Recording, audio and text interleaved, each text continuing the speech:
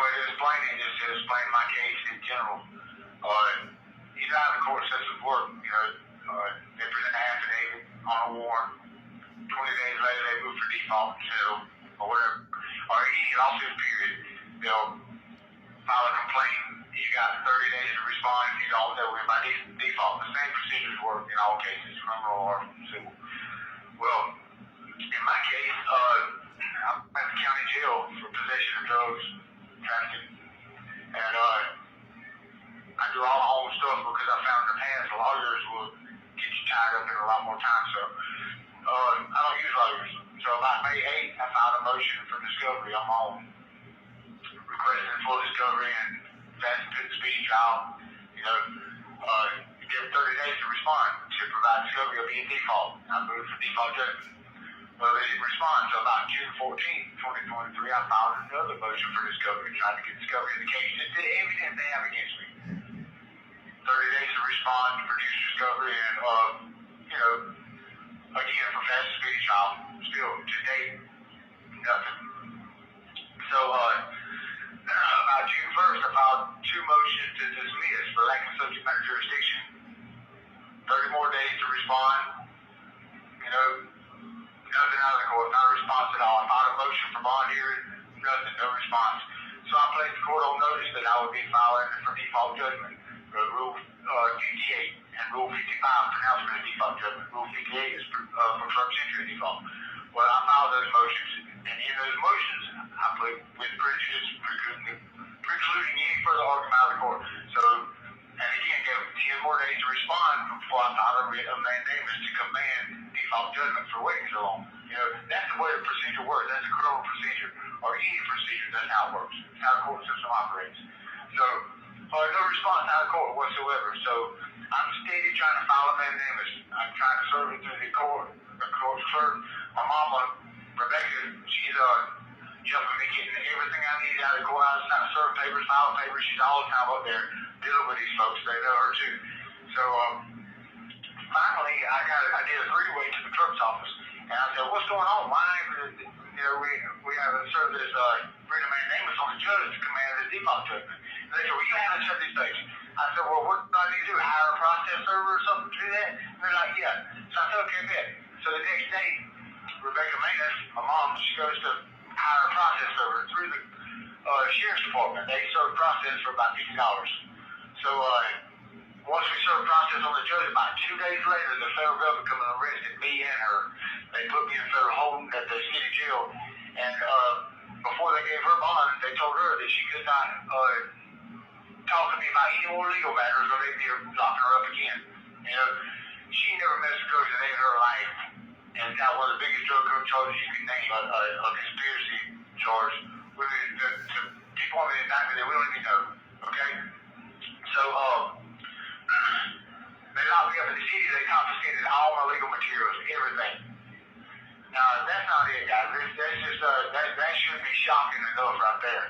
They sent a motion to dismiss a few days later, to dismiss the mandamus, appointed an attorney to the case, right, to dismiss the mandamus and reopen the criminal case that's being settled by default. Now, mind you, right after I served the mandamus, right after I filed the first mandamus, they had 2 court dates.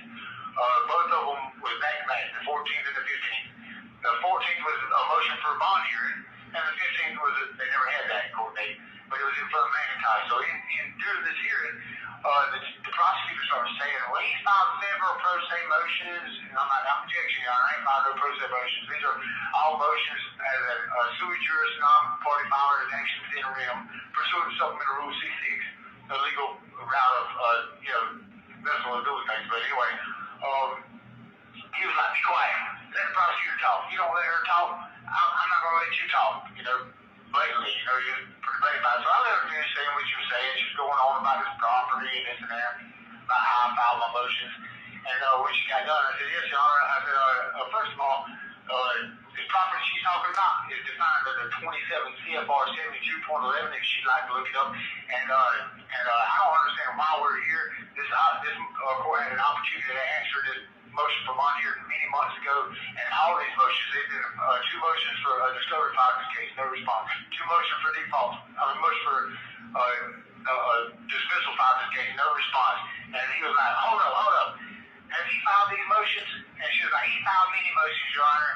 And so I went on, I said, yes, and this court failed to respond to any of them. And so I filed for motion for clerk signature of default, Rule 58, motion for pronouncement of default, Rule 55. And he started hollering over me behind there was a table behind me with some public defenders sitting there.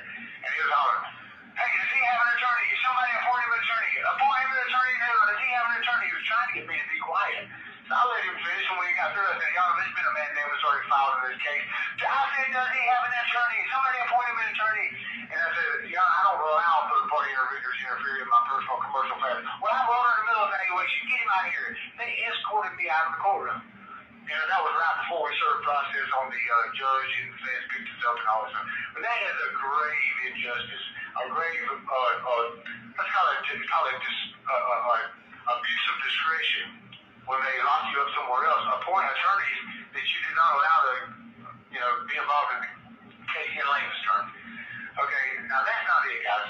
I know this is taking a minute, but during this time, I'm at the county jail and I'm filing all this stuff, and all these guys around me is like, you know a lot about the law. Can you help us? With this situation here. So the county jail, let me explain it to you. Everybody locked down 23-hour-a-day punishment all the time. Mind you, these people are not being convicted of crimes. There's about 88 people in CPOT alone locked down 23 hours a day. They get an hour a day to use the phone and showers and stuff like that. Can't talk to anybody, can't pass no papers or nothing, but they get locked down 72 hours. So that's punishment for people that ain't been convicted of crimes. Not only that, it's dirty. They feed you through the flap, and people throw the food out the flap and it gets all over the rock.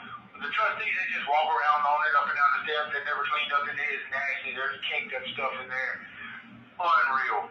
They do not give out toilet paper. They give out one roll per week for everybody. You know what I mean? I watched my bunkmates use, I didn't watch them, but I see my bunkmates use notebook paper, torn pieces of sheet. I used my socks one time. So everybody get together like, what the hell do we do about this? There's only three showers for everybody, and two of them you have to stand in puddles of water and even take a shower because the towels broke down below the shower. This is what's going on is they're above the operational capacity, design capacity, rating capacity, they're clearly above fire codes, building codes, and all that. And we filed a 1983 lawsuit on this to the United States District Court, okay, for these conditions. And 20 of us got together and wrote affidavits on this problem, The grievous response to the toilet paper issue was we get 1 hour a day to shower and cleanse ourselves. There would not be any extra toilet paper given out, right? Okay, people are shitting in the showers. Numerous times I went in the shower and seen shit in the corners of the shower, where people are shit in the shower and washed off because they ain't had toilet paper. So we got together and filed this lawsuit, and that was about 2 weeks before the feds picked us up. They locked me up over here. One of my cousins was in the county said that they dismissed the complaint, told everybody in there that I can't represent them on the lawsuit, and that's what, you see where he's at, that's what happens to people that go against us, you know what I mean? So, wow, and then you got people sitting in there for 4 and 5 years waiting to go to court, and they're going to court, and their lawyers are telling them, enter into this plea agreement, we don't care if you're guilty or not, or you'll go back and sit at that county, stuff like that. That is inhumane for people, and it violates people's 5th and 14th Amendment due process right. You are guaranteed some sort of process before they can punish you, and that type of punishment violates the 8th and 14th Amendment, cruel and unusual punishment. But anyway, I'm just trying to get this out there to give some people so what do we do? Because we're up against a system that is corrupt. And not only this, they killed my brother. And this is what started this. They killed my brother not too long ago in cold blood and chased him down on a motorcycle and gunned him down.